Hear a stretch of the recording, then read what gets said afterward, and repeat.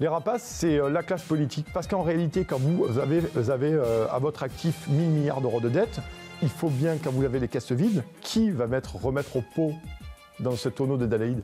Eh bien, c'est les Français. Donc vous avez tout intérêt à garder cette administration fiscale qui va continuer à ponctionner les Français.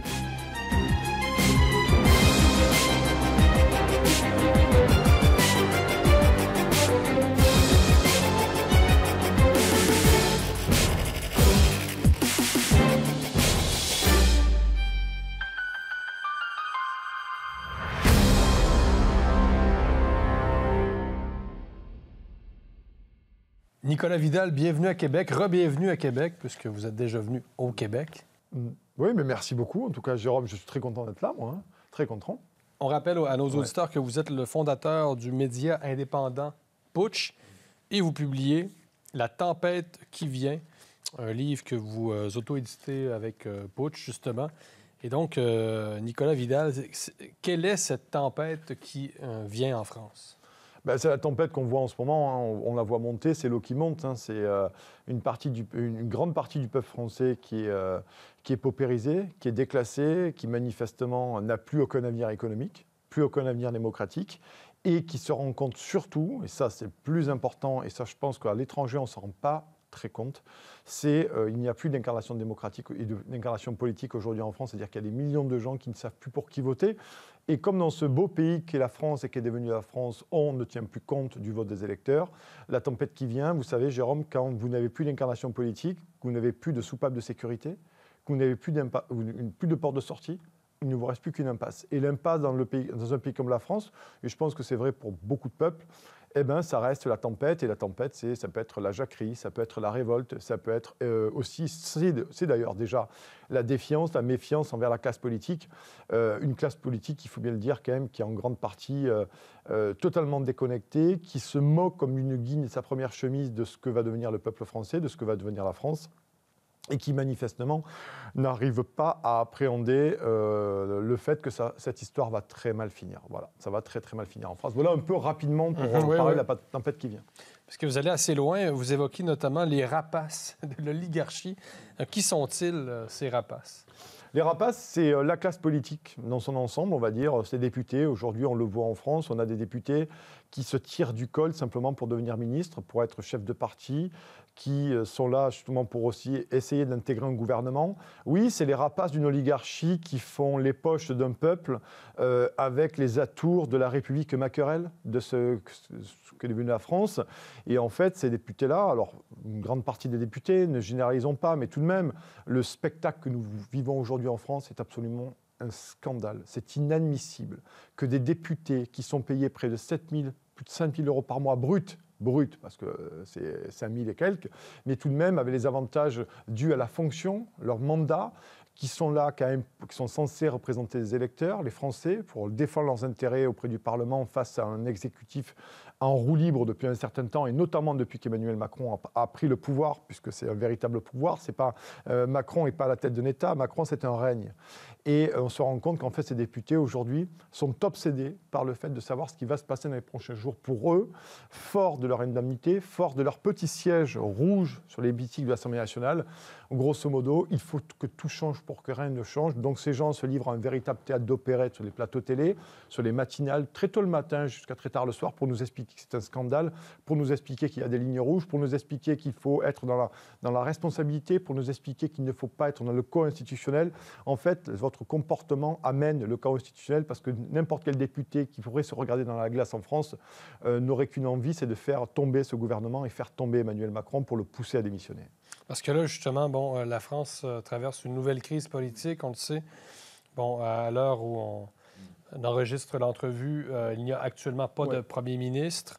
Donc, Macron obéit à quel courant? Quel courant il porte, au-delà, évidemment, de l'européisme ou... C'est bon, vous dites, c'est l'oligarchie, mais concrètement, c'est un mélange de gauche et de droite, c'est l'extrême-centre. Qu'est-ce que c'est exactement? Macron, ils n'en sont même pas là, Jérôme. Ils n'en sont même plus là. Là, l'extrême-centre, c'est pour, à un moment donné, masquer leur impéritie, leur stupidité. Emmanuel Macron est un ancien banquier des mauvaises affaires. manifestement, il n'a pour cap, une nouvelle fois, l'argent, puisqu'il était, il gérait des grosses transactions entre des groupes privés. Mais aujourd'hui, Emmanuel Macron, il a toujours été le petit télégraphiste de l'Union européenne, des intérêts américains. On le sait très bien. Il a fait rentrer, sur la réforme des retraites notamment, ça n'a jamais été confirmé par l'Élysée, mais il avait reçu Larry Fink, vous savez, de BlackRock, notamment qu'il y avait donné une petite fiche, d'ailleurs, un petit précis manuel très pratique pour faire la réforme des retraites en France, puisque c'est quand même un pactole non négligeable de 600 milliards d'euros pour récupérer pour la capitalisation. Et Emmanuel Macron, en fait, n'a jamais été un chef d'État, c'est un chef de clan, c'est qu'un chef de clan qui a pris pour cible la France, qui a commencé à la dépecer. Parce qu'Emmanuel Macron, Jérôme, rappelez-vous que depuis qu'il est secrétaire général adjoint de l'Élysée aux affaires industrielles, c'est lui qui a vendu Alstom à General Electric pour les Américains. Donc Emmanuel Macron, il avait déjà commencé à dépecer la France et à trahir les Français dès ses prises de fonction au sein de l'Élysée en tant que secrétaire général adjoint aux affaires industrielles, à la barbe de François Hollande et au nez de l'ami Montebourg, Arnaud Montebourg, ancien ministre de l'économie. Donc Emmanuel Macron, il a un projet très simple, c'est le dépeçage de la France pour des intérêts privés, c'est libéraliser, ce qu'il appelle libéraliser, libérer les forces, parce qu'Emmanuel Macron, lui, libère les forces. Alors on ne sait pas de quelle force il parle, mais manifestement, au vu des gouvernements successifs qui ont été les siens, c'est surtout libérer les forces de la bêtise qu'il a mis en place Emmanuel Macron. Et cette espèce... ils se sont cachés derrière cette argumentation fallacieuse de « il faut libérer le pays, il faut lui donner du souffle, il faut libérer les énergies ». En réalité, c'est que la vente à la découpe du pays a des intérêts supérieurs. On l'a dit avec l'Union européenne, on peut en parler, avec des intérêts américains, notamment dans notre positionnement sur la guerre en Ukraine où nous n'avons absolument rien à y faire. On a filé des milliards d'euros à l'Union européenne et Ursula von der Leyen, qui n'est élue par personne et qui ne représente qu'elle-même. Et ça a été le cas aussi que Volodymyr Zelensky, qui est venu à plusieurs reprises à l'Élysée pour signer des accords de bisécurité.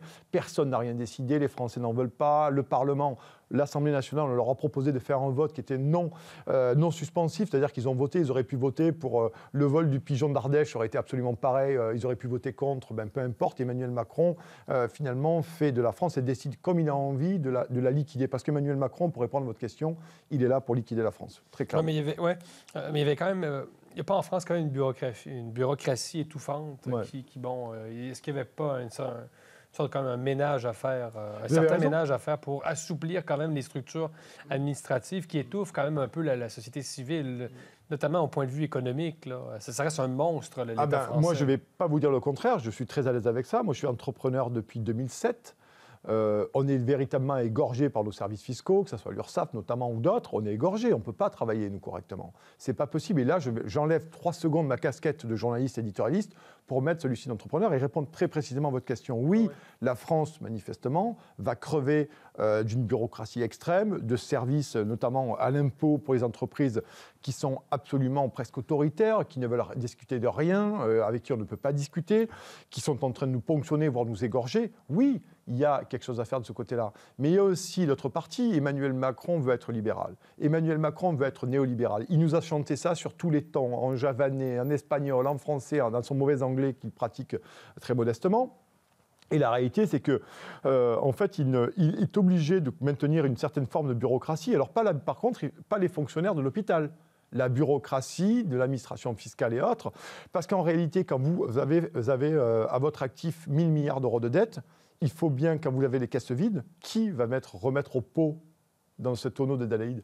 Eh bien, c'est les Français. Donc, vous avez tout intérêt à garder cette administration fiscale qui va continuer à ponctionner les Français, avec des projets de loi 2024 et 2025, une loi spéciale d'ailleurs qui est en cours de discussion, pour continuer à prélever les Français, pour continuer à faire ce qu'il sait faire de mieux, c'est-à-dire vider les caisses de l'État et, bien entendu, servir ses petits copains. Alors, je suis désolé, ça paraît un peu hâtif comme analyse, mais malheureusement, on est obligé de s'en rendre là. Je sais que c'est une de vos expressions ici au Québec. Ce sont des gens, finalement, qui ponctionnent les Français, qui assèchent les Français, qui imposent les Français pour continuer à nourrir la bête.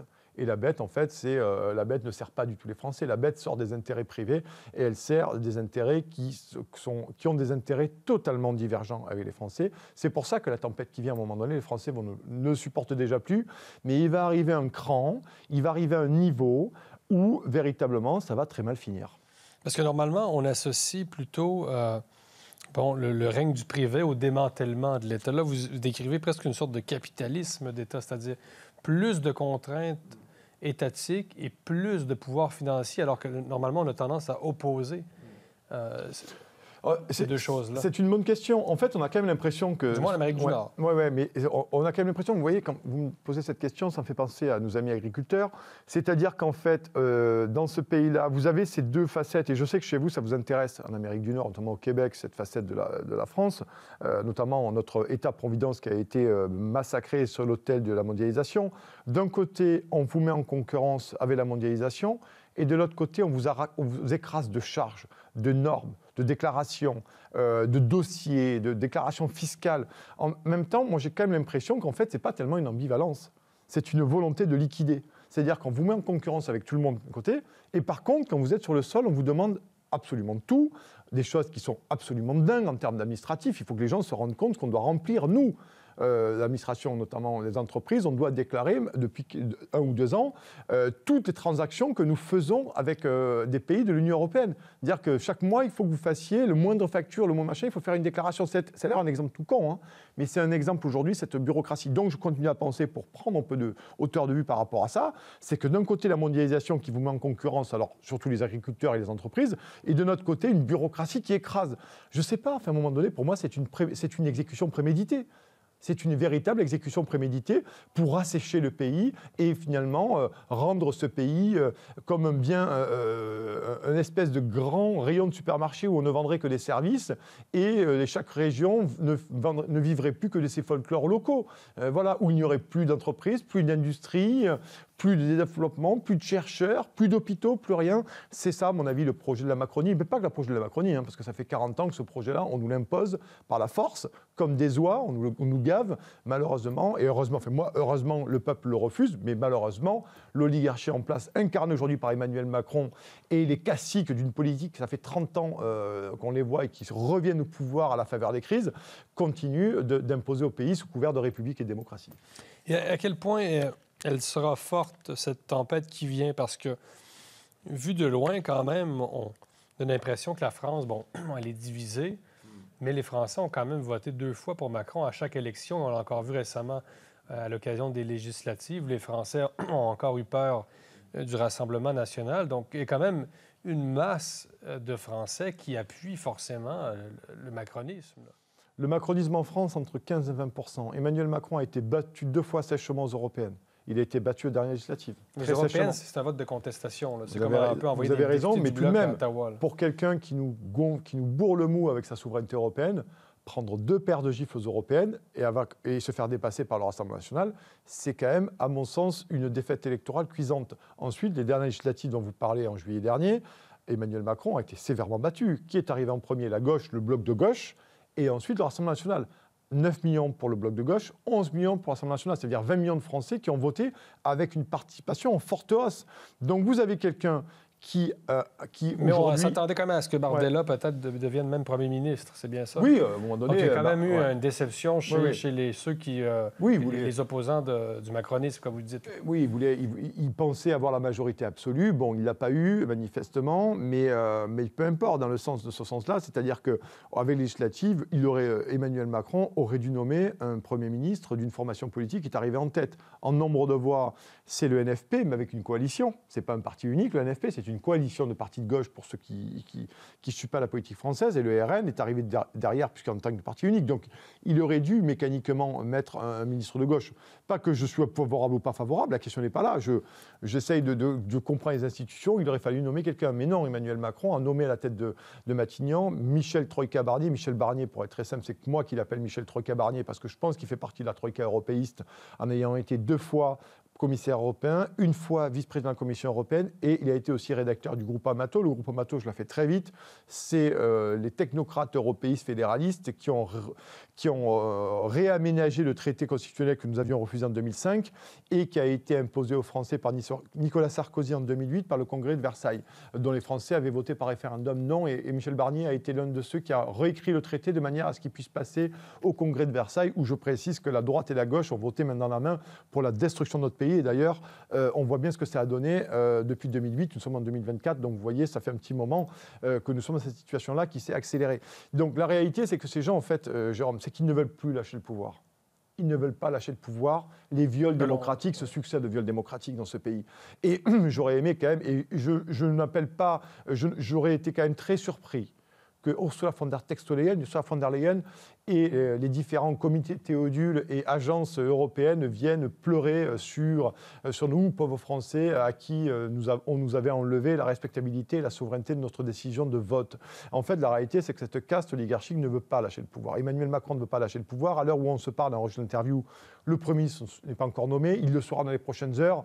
On n'aura pas de surprise, on aura encore quelqu'un de la caste, on aura encore la caste. Voilà, de la caste. Ben oui, c'est un mot qui nous intéresse beaucoup ben oui, c'est une véritable caste dans le sens utilisé par notre ami Javier Milei en Argentine, mais c'est une véritable d'abord caste. par le mouvement 5 étoiles en Italie. Oui, avec Beppe Grillo, que j'avais reçu dans Putsch il y a très longtemps de ça. Mais, et oui, c'est une caste parce que ce sont des gens en fait qui vivent du système, qui sont pour la libéralisation, qui sont pour le néolibéralisme, mais tout de même qui vivent du système. Ils sont premiers ministres, ils sont ministres, ils sont secrétaires d'État, ils sont souvent directeurs d'agences d'État qui se comptent par milliers en France, avec des salaires mirobolants payés par la République Macrel que nous abondons avec nos impôts, il ne faut quand même jamais l'oublier. Ils sont toujours bien placés dans les cercles. François Bayrou, qui était d'ailleurs le nom, à l'heure où on se parle, qui était privilégié pour devenir Premier ministre, a été au commissaire au plan pendant 5 ans. Il n'a pas rendu un début de plan. Il n'a même pas commencé à créer un tableau Excel sur son ordinateur. Il a été par les Français pour faire un grand plan, vous savez, comme l'ère soviétique, faire un grand commissariat au plan.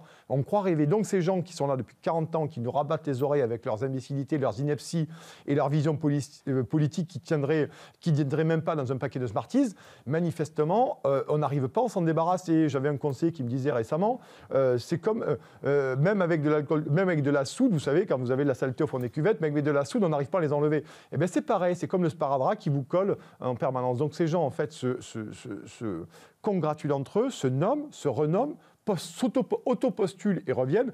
Vous avez des images, je vous invite à aller voir. Vous avez Ségolène Royal qui a été ministre depuis 40 ans. Ségolène Royal, j'ai l'impression que quand j'étais gamin, je la voyais déjà depuis mon berceau. Et il y a quelques jours, elle a fait tous les plateaux télé avec la compromission de plusieurs journalistes pour venir dire partout qu'elle était prête à intégrer Matignon. Ségolène Royal, ça a été l'ambassadrice d'Epol qui a un jet privé. Enfin, Ségolène Royal, elle a eu une gestion désastreuse de la région Poitou-Charentes dans laquelle elle était présidente de région. Enfin, et ces gens viennent sans aucun problème venir à la télévision dire qu'ils sont prêts à reprendre, à servir leur pays. J'adore, moi, servir leur pays. J'adore ça, servir leur pays. Et ils viennent sans problème sur les plateaux télé, crier à qui veut l'entendre qu'ils sont prêts pour rentrer à Matignon, alors que ça fait 40 ans que ces gens, on les voit. Ces gens ont mis la France dans l'état dans lequel elle est. Ces gens n'ont jamais respecté la parole des Français, ont toujours, pour beaucoup, méprisé les Français. Il y a une véritable, je le dis, Jérôme, un racisme de classe. Quand on a entendu parler des sans-dents, des gueux, ceux qui ne sont rien, ceux qui ne comprennent rien. Pendant les crises des Gilets jaunes, nous avions eu Gilles Legendre, qui était un obscur secrétaire d'État, qui était le ministre des Relations avec le Parlement, qui avait dit que finalement les Français ne comprenaient rien parce que la politique d'Emmanuel Macron était trop subtile pour nous, pour que nous puissions comprendre. Ces gens, véritablement, sont un mépris de classe. Mais le problème, c'est que le mépris de classe, et je le dis souvent, et je pense que c'est une des leçons à retenir sur ce livre-là, La tempête qui vient, c'est il faut quand même savoir qu'en France, on ne gouverne jamais impunément contre son peuple. Et si vous êtes trop con, trop inculte et trop déconnecté pour s'en rendre compte, à un moment donné, ça se termine mal. Moi, je le déplore, je vous le dis concrètement, je le déplore parce que je pense que ça servira à l'intérêt de personne. Parce que la tempête qui vient, une fois qu'une tempête est déclenchée, elle est rapidement incontrôlable et je pense que ça servira à les intérêts de personne. Mais avec une classe politique aussi absolument inaccessible, aussi déconnecté de ce que nous vivons aujourd'hui en France, ça ne peut que mal finir. Et quand vous me dites comment ça peut venir, vous savez, il y a les gens qui regardent Libre Média, il y a les gens qui regardent Putsch, il y a des gens qui regardent Le Monde Moderne, de l'ami Alexis. Ces gens-là, aujourd'hui, font la démarche, Jérôme, de s'intéresser, de mobiliser du temps pour vous regarder, mobiliser du temps pour prendre du temps sur leur temps personnel pour s'intéresser, lire des articles, comprendre. Mais je peux vous le dire, les gens qui aujourd'hui s'intéressent à rien, le jour où vraiment, parce que ça va arriver ce jour-là, où il n'y aura plus un seul yaourt dans le frigo. Ces gens-là, ils vont frapper. Il n'y aura pas de sas. Il n'y a aucune explication qui va primer. Il n'y aura pas d'intellectualisation de la situation. Il n'y aura pas, à un moment donné, ces gens ne seront pas armés intellectuellement pour essayer de réfléchir et se donner peut-être un avenir démocratique. Il y a des gens de la classe moyenne qui vont déboulonner, comme on dit chez moi, dans le sud de la France, et qui vont frapper. Ils auront un sens de l'humour plus qu'approximatif, et surtout s'ils ont des gamins. Et cette classe-là ne le comprend pas, parce qu'ils continuent à penser que nous sommes trop abrutis, parce qu'ils nous ont abrutis depuis 30 ans, je l'ai dit 1000 fois, mais je pense qu'ils n'ont pas pris conscience que la viralité et la brutalité de la violence populaire, elle est terrible, et je leur recommande vite de reprendre leurs esprits, pour certains d'arrêter de trahir le pays et de se mettre au boulot, ou alors mieux, un conseil en cette fin d'année, démissionner, partez très loin. Partez très loin. Est-ce qu'il n'y a pas quelque chose quand même de prophétique dans ce que vous décrivez, c'est-à-dire une révolte qui va émerger spontanément? Vous dites qu'on ne sait pas exactement quelle forme ça va prendre parce que ça va tellement arriver vite que on ne pourra pas le voir venir, mais vous dites, c'est en gestation. Bon, en même temps, vous n'êtes pas le seul non plus à anticiper des révoltes. Même Michel Maffesoli, qu'on a reçu régulièrement, parle également du temps des soulèvements. Quelle forme ça va prendre, dans le fond? Moi, je pars, Jérôme, d'une observation des Gilets jaunes, puisque j'ai été sur les premiers ronds-points dès le 18 novembre 2018, donc je connais bien ce mouvement, je le connais même très bien, j'ai beaucoup réfléchi dessus. Il y a eu la réforme des retraites également, la crise des agriculteurs, je connais bien parce que je l'ai beaucoup suivi. Bien entendu qu'on ne peut jamais savoir quel est, et c'est marrant parce qu'Édouard Philippe le disait en mai 2021 à l'ESSEC, et il disait, Édouard Philippe, à un moment donné, on ne sait jamais quelle est la dernière goutte qui va faire déborder la jarre. Et en fait, je suis assez d'accord avec lui, au moins là-dessus. Je suis assez d'accord avec lui. C'est-à-dire qu'on ne peut jamais savoir. Les Gilets jaunes, c'était la taxe des ailes, mais il y avait plus que ça. Il n'est pas question ici de reparler de Gilets jaunes, mais on ne peut jamais savoir. Mais à la différence des Gilets jaunes et aujourd'hui, c'est-à-dire que l'effondrement économique, démocratique également, a été extrêmement puissant. Dire la situation de 2018, elle est totalement différente, où elle s'est beaucoup aggravée, pour être tout à fait précis, avec la situation de 2024. Donc c'est vrai qu'on se rapproche de plus en plus, parce que vous aviez à cette époque-là encore une classe moyenne qui résistait tant bien que mal, qui aujourd'hui ne résiste absolument plus. Elle ne peut plus résister. Je dis financièrement, elle ne peut pas résister. Elle ne peut pas résister. Elle est comme le lapin pris dans le phare des voitures.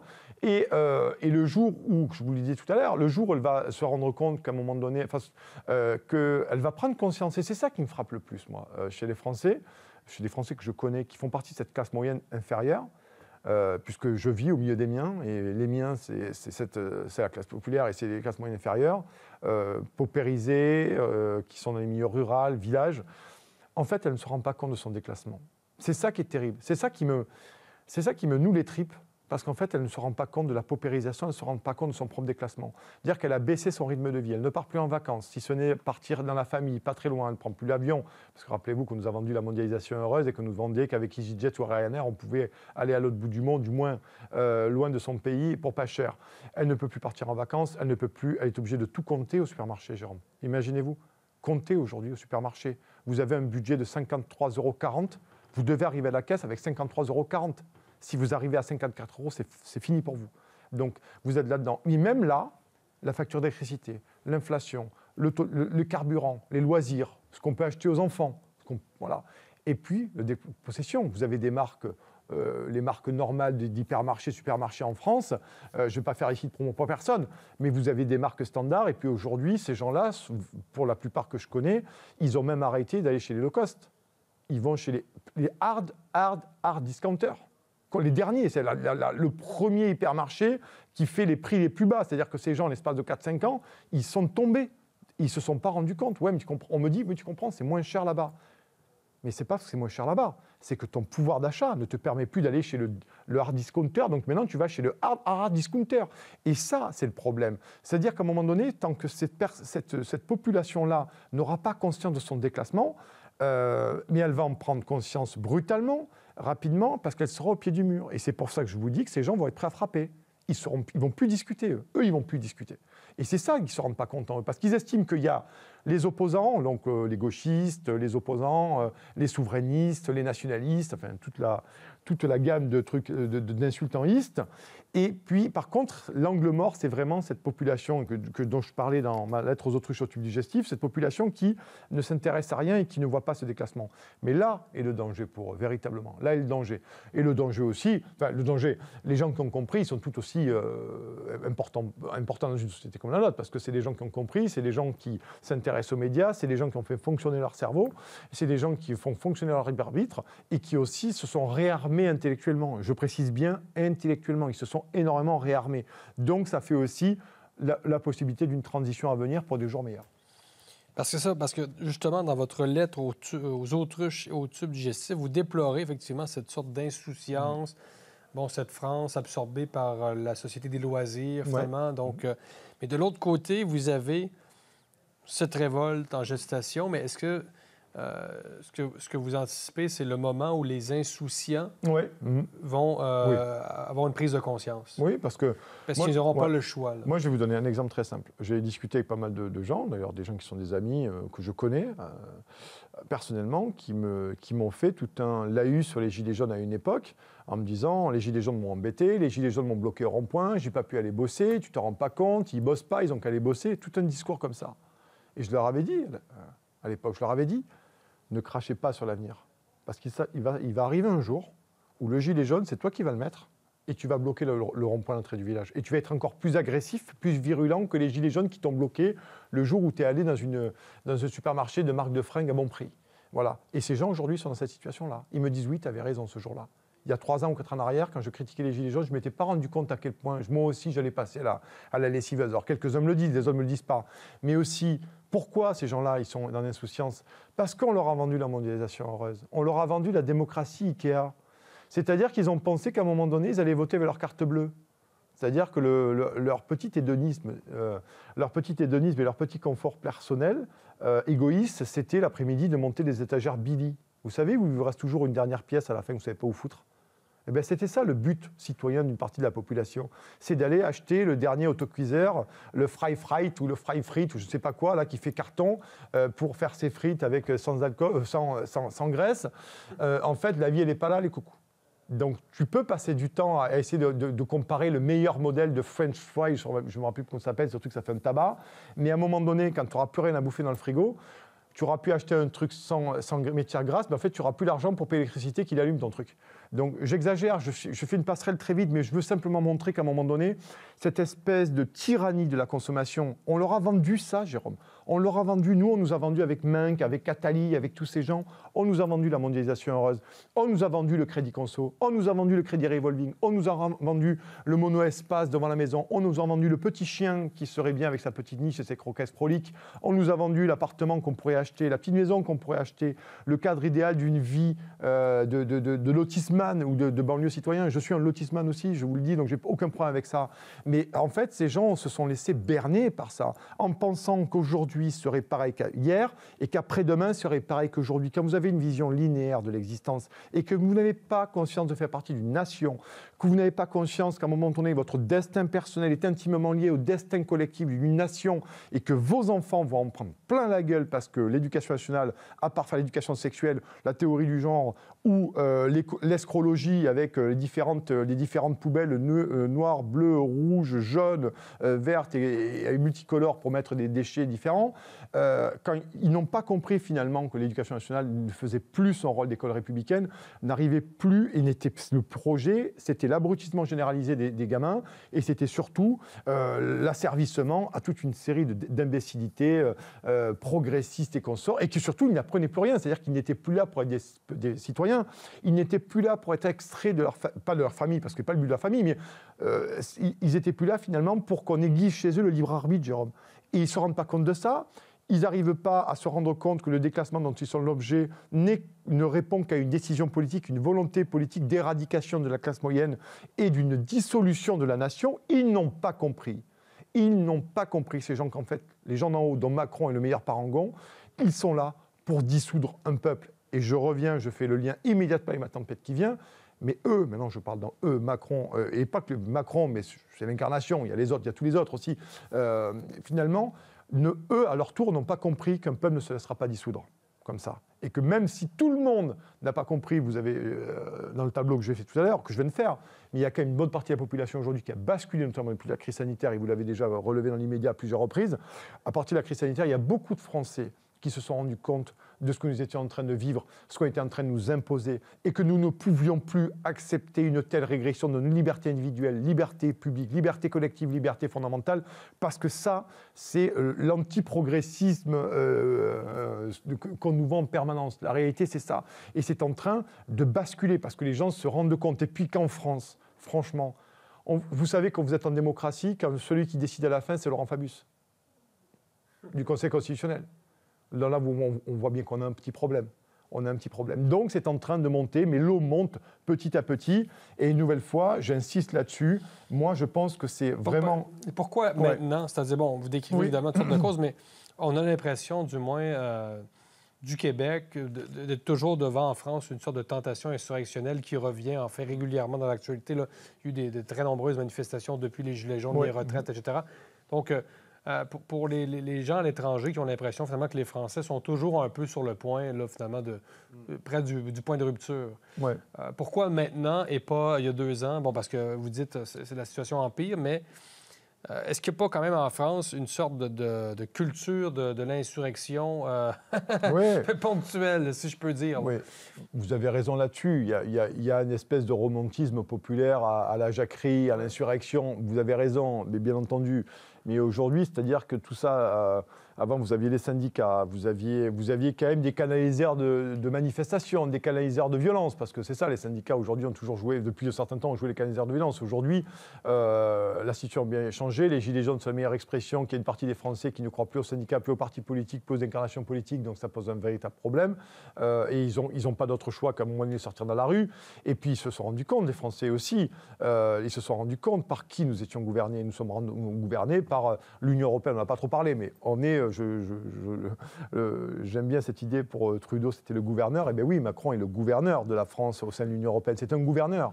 C'est un gouverneur. Avec son Premier ministre, est un sous-secrétaire de sous-préfecture d'un petit département français. On est là-dedans. Donc on s'est rendu... Les Français sont en train de se rendre compte qu'on les a dépossédés économiquement, mais qu'on l'a aussi dépossédés politiquement. C'est-à-dire que l'Assemblée nationale n'est plus qu'un théâtre d'ombre. L'Assemblée nationale ne pèse pas plus que mon club de bridge de retraités qui est en bas de chez moi.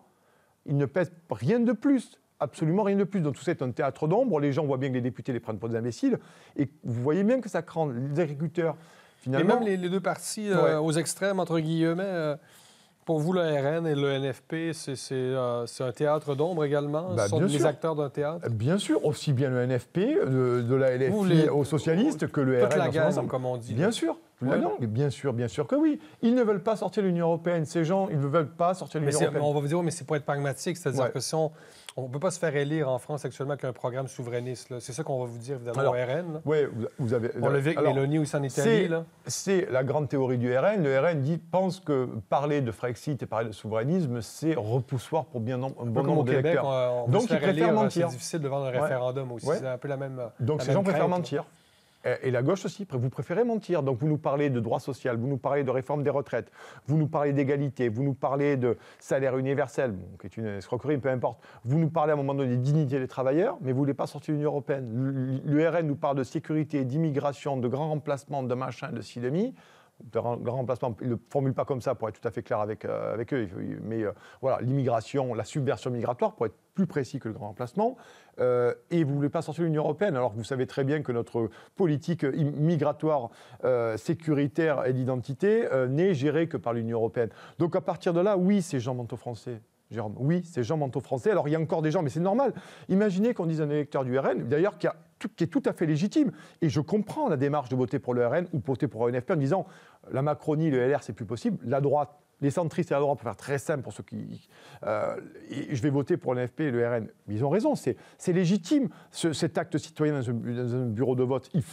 Mais il faut quand même que ces gens se rendent compte que ces gens, à un moment donné, ont estimé que la France, et ça y est une sous-province de l'Union européenne, et que rien ne se décide ni à l'Assemblée, ni au Parlement, ni rien.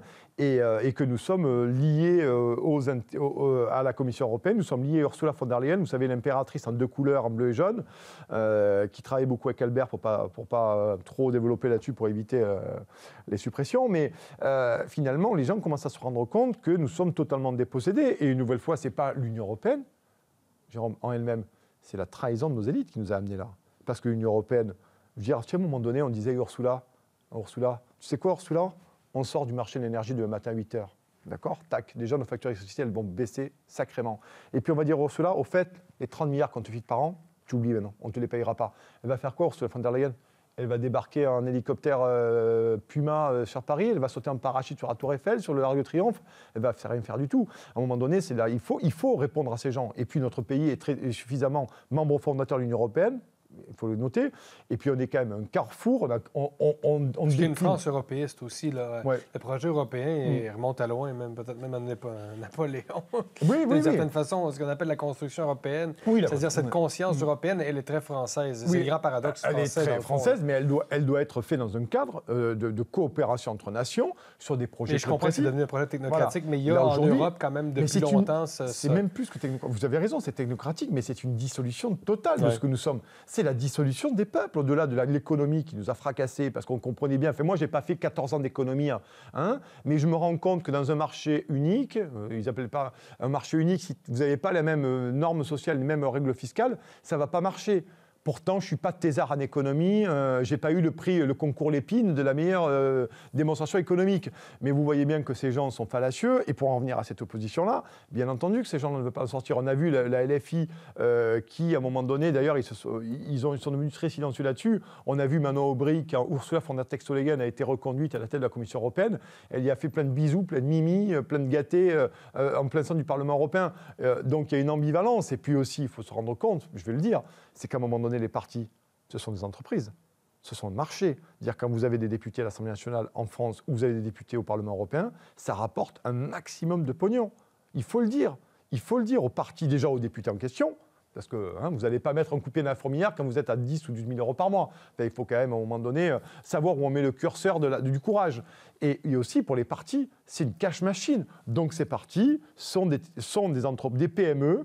Le RN est une PME familiale et les autres, c'est des PME d'intérêt. Et c'est surtout qu'ils ont, je finis par là, ils ont enlevé de leur budget prévisionnel l'intérêt de la France et des Français. Mais vous ne croyez plus aux partis politiques, non, Nicolas Vidal? Pour l'instant, dans cet état-là, c'est beaucoup, ça fait quand même une crise de la représentation qui a un niveau stratosphérique, là, quand même.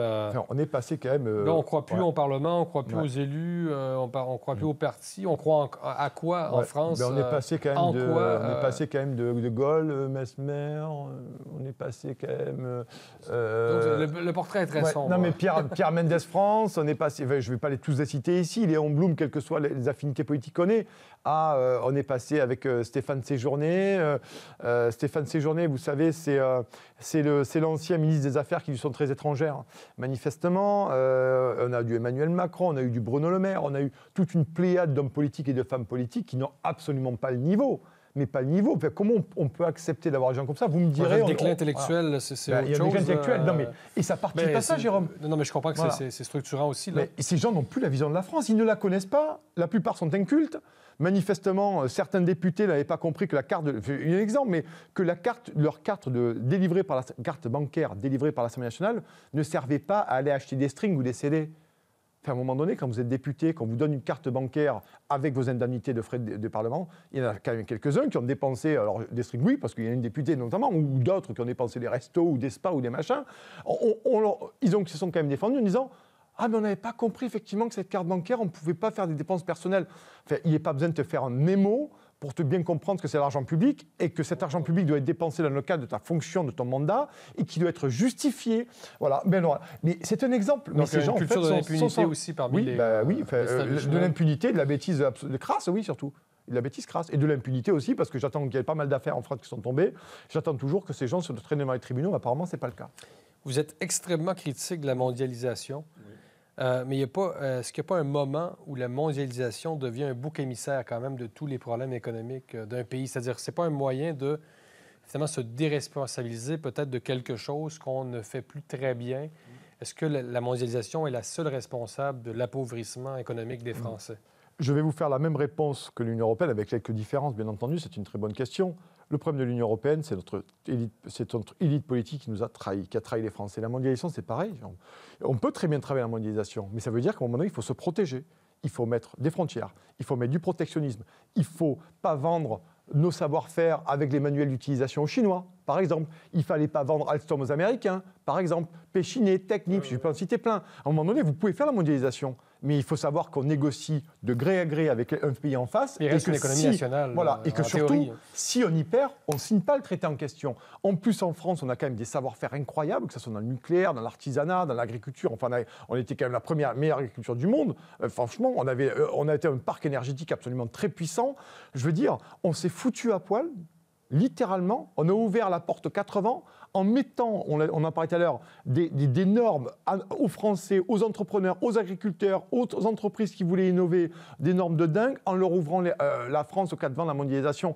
La mondialisation, vous avez raison, mais à un moment donné, il fallait aussi se positionner sur la mondialisation, dire « moi, je veux vendre ça, je veux vendre ça, je veux vendre ça, je veux vendre ça à tel prix, et j'irai acheter ça, à tel prix. Mais par contre, je ne veux pas que la mondialisation me coûte 2 millions d'emplois à 20 ans. » Vous voyez ce que je veux dire? Ces gens sont des traîtres. Ces gens sont des traîtres. Ils l'ont fait délibérément, consciemment, et en plus, ils ont défoncé le droit du travail. Ils ont défoncé la retraite. Ils ont tout défoncé, tout en nous ouvrant aux 4 vents. La retraite, ça d'ailleurs, ça, c'est jamais compris, moi, oui. Pourquoi il fallait prendre sa retraite à 60 ans en 2024. C'est ça. Est-ce qu'il ne faudrait pas travailler un peu plus, quand même? Là, pour le coup, alors, non, mais ça, c'est intéressant, parce que cette divergence de vue entre vous et les Nord-Américains, c'est pour ça que c'est toujours intéressant de venir ici pour échanger ces sujets. Moi, je continue de penser qu'il y a quand même des boulots. Je veux dire, un travail n'est pas une chose sans aspérité. Vous pouvez travailler comme moi, journaliste, quand je suis ici avec vous, au Québec, que je vais être à Paris dans 3 jours à une salle de dédicace, que je serai sur un plateau radio ou que je serai devant mon ordinateur. Je peux travailler jusqu'à 75 ans sans problème. Quand je vois dans mon petit village des carreleurs, quand je vois des gens qui emmagasent dans les rayons, dans les supermarchés, vous avez des femmes de 60 ans qui sont avec des genouillères, qui ont le dos, ils ont des corsets, des genouillères, des maçons qui travaillent le matin, vous les voyez partir à 5h30 sur les camions en plein froid, en plein soleil. Enfin, je ne vais pas prendre tous les métiers de la pénibilité, mais tout de même, il faut quand même avoir un certain humanisme. Et notre CNR, le Conseil national de résistance, à la sortie de la guerre, avait pensé ça, avait pensé à un moment donné qu'il y avait une protection, sécurité sociale, droit du travail, toutes ces choses qui faisaient que nous avions un contrat social. C'est le nôtre, Jérôme. C'est notre ADN, c'est notre façon de fonctionner, c'est notre façon de protéger les nôtres et de vivre au milieu des nôtres. Et protéger. Et à partir de ce moment-là, quand on nous dit, oui, vous contenez la retraite, il faut travailler plus, mais j'en ai parlé. Non, mais c'est parce que vous décrivez un appauvrissement, donc... mais bien sûr. Peut-être que la France, dans ce contexte-là, qui paraît catastrophique dans votre perspective... Non, mais ils nous ont ouvert... Cette France-là peut se permettre mais si, elle peut se permettre. Elle peut plus se moi, je pense qu'elle peut se permettre, parce que vous savez, en termes de dépenses, si vous voulez qu'on commence à... Moi, j'ai des dépenses très simples. Vous savez, on va commencer déjà à faire 5 milliards d'économies sur le service public français du visuel public. Déjà, la réforme des retraites, on dit que c'était 12 milliards. Bon, déjà, France Inter, France Info, déjà, on va arrêter les subventions, puisque Léa Salamé et tous les classiques du service public pètent tous les matins, ils nous disent on pète les audiences, on a des records d'audience, c'est génial et tout. On va arrêter les subventions et vous ferez comme nous. Vous ferez des appels aux dons et aux abonnements. Vous êtes tellement connus, vous êtes tellement beaux. Ça, c'est le thème de la conférence. Voilà, non, mais vous êtes tellement beaux, tellement grands que vous n'aurez oui. aucun mal à faire, pour le coup, la souscription volontaire. Mais je veux dire, pour en revenir au sujet qui nous occupe, et votre question est très intéressante. Comment voulez-vous qu'à un moment donné, ces gens ont détruit, on en a parlé, ont détruit le pays, ont ouvert les barrières, nous ont mis en concurrence avec tout le monde, ont vendu nos savoir-faire aux étrangers, et pas qu'aux Russes, c'est aux Américains, aux Chinois. Ils nous ont détruit le pays, ils ont supprimé des millions d'emplois, les nombres de plans sociaux d'ici 3 mois, c'est 250 000 emplois qui vont être supprimés. Et en plus, vous allez dire aux gens qu'il va falloir travailler plus longtemps, c'est-à-dire que vous allez leur faire payer vos errements, vous allez leur faire payer votre trahison. Non, enfin, c'est pas possible. Ce que vous dites, dans le fond, c'est qu'il y a de l'argent, mais il ne va pas à bonne place. Oui, il y a de l'argent. Alors, l'argent, malheureusement, on en a de moins en moins, parce qu'on est quand même dans une dette catastrophique. C'est ce que vous décrivez, mais ce n'est pas moi qui ai dépensé 1 000 milliards d'euros. C'est pas moi qui ai dépensé en 2023. Le coût du confinement, etc. Oui, le coût du confinement, les aides aux entreprises, les grandes entreprises, où on n'a jamais pu driver ça. On a quand même aidé des grands groupes qui, 3 mois ou 6 mois après ou 1 an après, se sont fait la malle, pour ne pas dire autre chose, au fin fond de la Moldavie ou de la Hongrie, avec des budgets européens de plans, d'innovation de machin. Enfin, à un moment donné, ce n'est pas nous qui avons accepté ça. C'est pas nous qui avons accepté. C'est pas nous qui avons accepté que Goodyear ferme. C'est pas nous qui avons accepté que Michelin ferme. C'est pas nous qui avons mis en concurrence tout le monde. Et c'est pas nous qui avons poussé à ce que nos entreprises délocalisent et mettent des tas de gens sur le carreau. Vous êtes manipulateur. Vous boulonnez toute la journée. Chez Michelin, chez Goodyear, vous boulonnez. Vous avez 52 ans. Vous avez 40 ans de boulon. D'accord ? Vous avez rencontré votre femme là-bas. Vous avez toute votre famille qui vit là. Vous avez votre enfant probablement qui est déjà alternant chez eux. Votre père, votre grand-père, votre arrière-grand-père a bossé à l'usine. Vous avez un territoire. Vous fermez l'usine et vous allez dire aux gens, soit tu vas travailler en Moldavie pour 400 balles, soit tu es au chômage. Ouais. Dans le travail physique, on est bien d'accord. Là, ouais. Et je veux dire, à un moment donné, vous pensez que cette personne-là, vous voulez dire qu'il faut travailler jusqu'à 67 ans maintenant, 68 ans, 70 ans, jusqu'à quel âge ? 72 ans ? Mais à un moment donné, ces gens nous ont trahis, ont détruit le pays, et ils viennent nous dire, ouais, vous comprenez, hein, c'est plus tenable ce système de retraite. Ben non, vous l'avez détruit le pays. Alors moi, je pense qu'il est tenable, parce qu'il y a quand même beaucoup, il y a de l'argent qui est dilapidé, qui a été filé ailleurs. D'ailleurs, il y a des dépenses. Je vais vous donner un exemple rapide, pour bien vous compreniez. Oui. En 2023, écoutez-moi bien, 155 milliards d'euros ont été dépensés en fourniture de bureaux. Votre stylo, votre cahier, votre post-it, votre machin, l'administration a dépassé 155 milliards d'euros de budget pour la fourniture de bureaux. Il y a des Picasso dans les bureaux de mais je ne sais pas, apparemment, il y avait des lampes, il y avait des chaises à 80 balles. Ouais, okay. Ça, c'est le Parisien qui en a parlé, il faut leur rendre hommage. Château Margaux, le voilà, midi, mais je ne sais pas, en tout cas, s'il buvait à 10h, mais apparemment, le café veut devenir de Colombie. Hein, et il devait être torréfié avec les pieds. Ça fourniture de bureaux, par contre. Non, mais vous voyez, et on a une dette, on a un déficit sur PIB de 170 milliards. Mais de qui se moquent ces gens ? mais ces gens doivent être, à un moment donné, entendus. Au moins devant une condition d'enquête. Voilà. Donc, quand on me dit que la réforme des retraites, va coûter 12 milliards et qu'il va faire quelque chose, déjà commencer à supprimer 5 milliards de subventions aux services publics, commencer à les taper dans la fraude sociale et la fraude fiscale, des deux côtés. Vous voyez, je ne vais pas de chapelle, hein, ni à gauche ni à droite. Fraude sociale, on est 68 millions en France, il y a 74 millions d'abonnés qui touchent des droits à Zoloc. Et du moins en santé. À un moment donné, les gens, vous nous avez mis des QR codes, vous avez mis 1 mois pour faire des QR codes pour nous contrôler dans les bars. Par contre, vous êtes incapable de retracer 7 millions de cartes vitales qui ne marchent pas et qui sont fraudées. Arrêtez, soyez sérieux. Voilà, on peut en discuter comme ça des heures et des heures. En terminant, Nicolas Vidal, attendez-vous un Donald Trump français? Très sincèrement, je vais vous faire une réponse très précise, très rapide là-dessus. On verra. La France ne sont pas les États-Unis.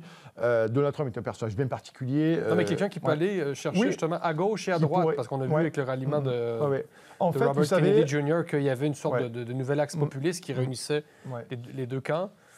Gauche-droite, quand même, d'une certaine façon, l'ancienne gauche et, disons, la nouvelle droite. Est-ce qu'on peut faire ça en France, au-delà du personnage de Donald Trump qui est évidemment marqué, qui appartient à la culture américaine? Là. Oui. Non, je vois la question, effectivement, je vois la question. Moi, au-delà d'aller chercher à droite et à gauche, je voudrais quelqu'un qui soit vraiment, qui ait la franche cheville au corps et qui soit en capacité de sauver notre pays et d'y redonner le lustre d'antan et surtout lui redonner sa puissance, parce que notre pays est une véritable puissance. Hein, non, je ne suis pas nostalgique, je suis amoureux de mon pays, je continue à penser que ce pays peut redevenir sur la scène internationale économiquement, géopolitiquement aussi, diplomatiquement, et notamment, et sur le point culturel de la langue. Nous avons quand même une francophonie, nous sommes ouverts sur tous les océans. Regardez le nombre de territoires que nous avons outre-mer. Enfin, je veux dire, la France a une belle puissance. Il y a cette caste, la saccagée telle qu'elle a pu, elle n'est pas encore arrivée au bout du projet. Mais oui, et pour répondre à la question, aujourd'hui, franchement, quand je regarde le paysage politique tel que je le connais, des gens médiatisés, je vois personne. Je vais être très clair, c'est peut-être en gêner quelques-uns, mais c'est comme ça, je vois vraiment personne aujourd'hui. Mais à la faveur d'un mouvement social, un mouvement populaire plutôt, de profondeur et bouillant.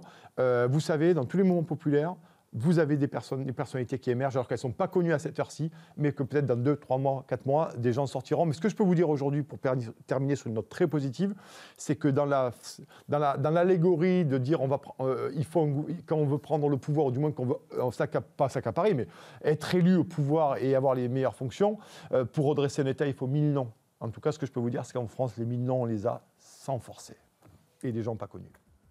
Nicolas Vidal, vous êtes fondateur de Putsch Média. Un grand plaisir de vous avoir eu en grande entrevue aujourd'hui dans la ville de Québec. Merci beaucoup, Jérôme. Merci beaucoup.